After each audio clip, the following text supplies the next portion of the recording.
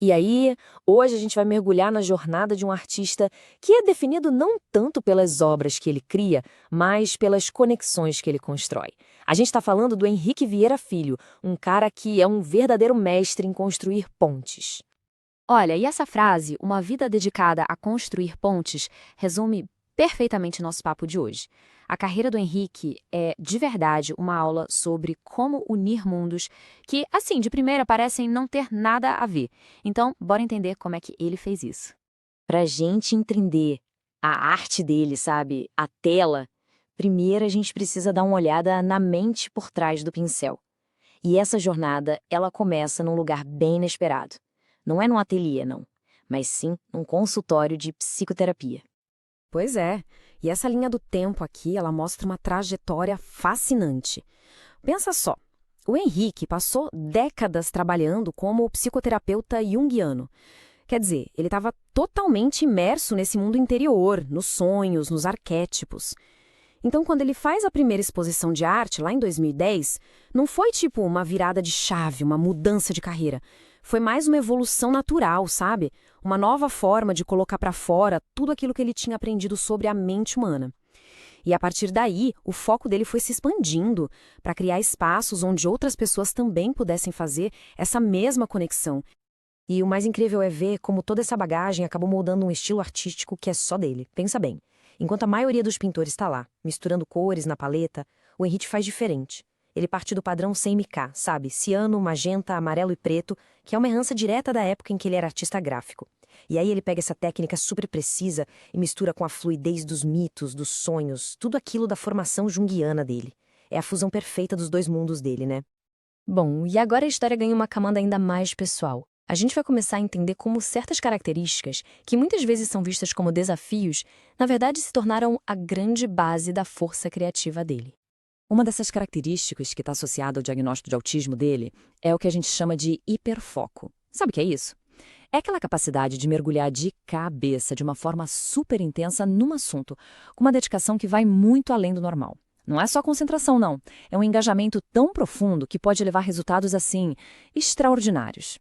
E olha, o hiperfoco é só um exemplo, viu? A neurodiversidade, e aí incluindo o autismo, pode ser uma verdadeira potência no mundo da cultura. Pensa na persistência incrível, nas perspectivas sensoriais que fogem totalmente do padrão. E isso tudo gera uma visão artística diferenciada que acaba abrindo portas para a inovação, inclusive para criar projetos que são muito mais acessíveis para todo mundo. E essa conexão aparece de um jeito surpreendente na jornada do Henrique. Por exemplo, na infância, por causa do transtorno obsessivo-compulsivo, ele não conseguia sujar as mãos com tinta. E qual foi a solução que ele encontrou? A fotografia. Anos depois, foi o hiperfoco dele que se tornou a força motriz para construir, literalmente tijolo por tijolo, um polo cultural inteiro.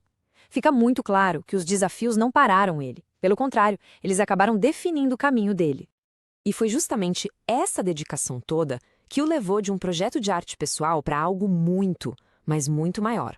A construção de um verdadeiro ecossistema para conectar outros artistas, tanto entre si quanto com a comunidade. Mas olha só que interessante. Antes de criar esse polo no interior de São Paulo, o Henrique já era um artista super reconhecido lá fora. A gente está falando de mais de 100 exposições em capitais como Paris, Roma, Nova York. E por que isso é tão importante? Para a gente entender o tamanho da escolha que ele fez. Ele basicamente abriu mão da grana e do prestígio das grandes capitais para investir toda a energia dele numa comunidade local. E ele fez isso através da residência artística dele, a Rearte. Se a gente olhar os objetivos, fica claro que o foco não é nele. A ideia é valorizar a trajetória de outros artistas, fortalecer a cena cultural da região e, talvez o mais importante, abrir as portas para a próxima geração. É a construção de um legado de verdade. E o compromisso dele é para valer. Ele construiu a sede da residência com grana do próprio bolso. O resultado?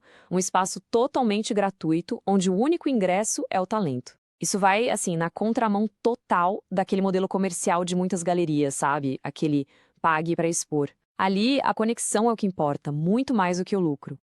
Tudo isso nos leva, então, ao impacto final de todo esse trabalho. Ou seja, como é que ele conseguiu, na prática, derrubar os muros que muitas vezes separam a arte do grande público. E esse depoimento aqui do Igor Mota Marx, que também é agente cultural, captura a essência da coisa. Ele diz que o compromisso do Henrique é tornar acessível as manifestações artísticas e culturais. E não é só deixar disponível, é tornar acessível de verdade, valorizando tudo, a natureza, o trabalho humano, a cultura brasileira, internacional e até o bom humor. Pois é, e todo esse compromisso não passou batido não. Em 2024, ele recebeu o título de Cidadão Serrano. Isso é um reconhecimento oficial da própria comunidade pelo impacto gigantesco do trabalho dele. É a prova de que as pontes que ele construiu são bem sólidas e, mais importante, muito valorizadas por quem vive ali. Mas como é que ele faz isso na prática? Bom, tem 3 pontos-chave. Primeiro, ele tira a arte das galerias e leva para onde as pessoas estão, como escolas, fóruns, praças. Segundo, ele inova usando tecnologia, tipo um sistema de audiodescrição com inteligência artificial para incluir pessoas com deficiência visual. E terceiro, ele capacita a própria comunidade, oferecendo cursos gratuitos para que mais gente possa criar projetos acessíveis. E isso sim é acessibilidade na prática. No fim das contas, a jornada do Henrique Vieira Filho deixa a gente com essa reflexão, né? A história dele mostra que, às vezes, as nossas experiências mais únicas, aquelas características mais pessoais, elas podem se transformar nas ferramentas mais poderosas que a gente tem para conectar mundos e criar um legado que vai muito, muito além de uma simples tela.